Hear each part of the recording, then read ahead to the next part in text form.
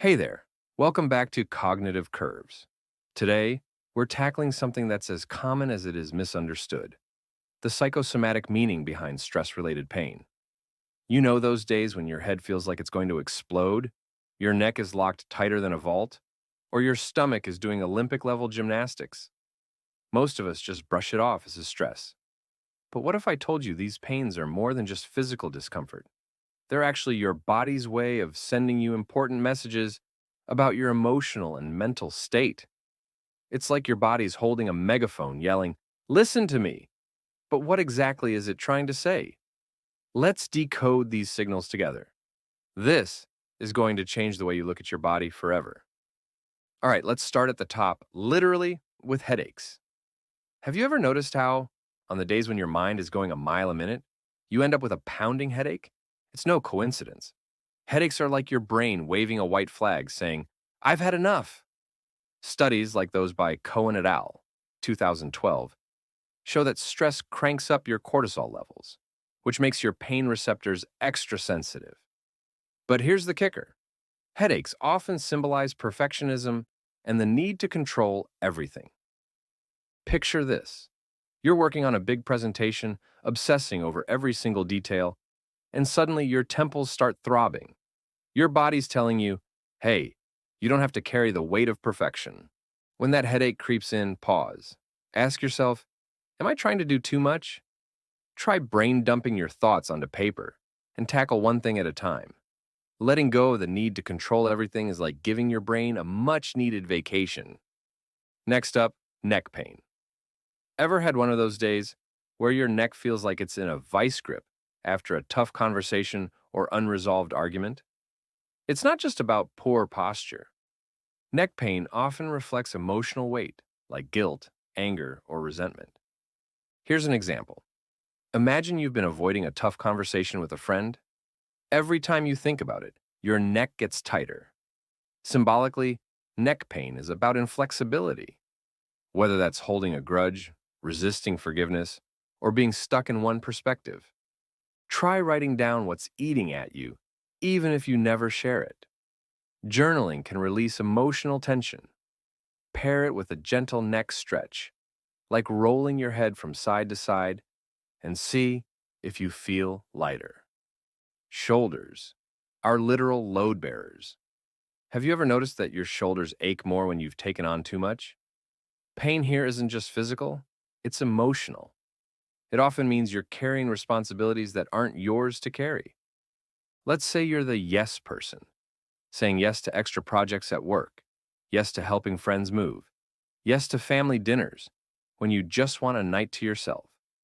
By the end of the week, your shoulders are screaming, "Can we take a break, please?" Practice delegating. And remind yourself, asking for help isn't a sign of failure, it's a sign of balance. Let's move down to back pain. Your back is like the foundation of your body, and when it's in pain, it often reflects a lack of emotional or financial support. For example, lower back pain might show up when you're stressed about paying the bills. Upper back pain? That can happen when you feel unappreciated or unsupported emotionally, like carrying the weight of relationships that feel one sided. Take a moment to identify what makes you feel secure, whether it's building a budget, setting boundaries in relationships, or simply asking for a little appreciation. Taking action can lighten your load. Ah, the gut, the place where stress loves to party. Ever notice how, before a big meeting or after a stressful conversation, your stomach feels like it's tying itself into knots?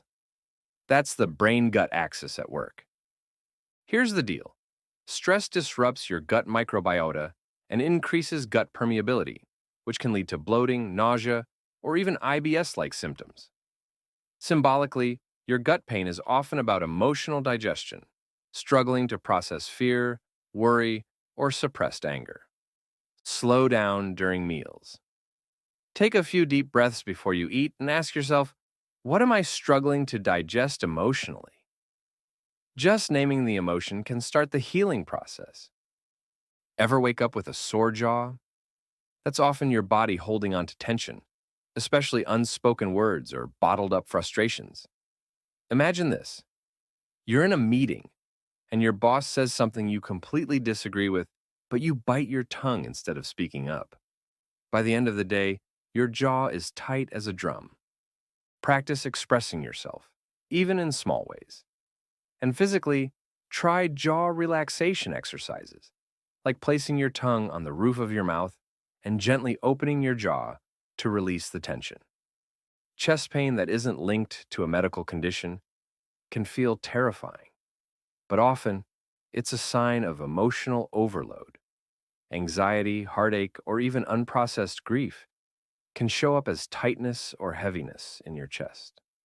Imagine someone grieving the loss of a loved one. Every time they think about them, that heaviness returns. It's the body's way of saying, let's process this pain. Deep breathing exercises can work wonders.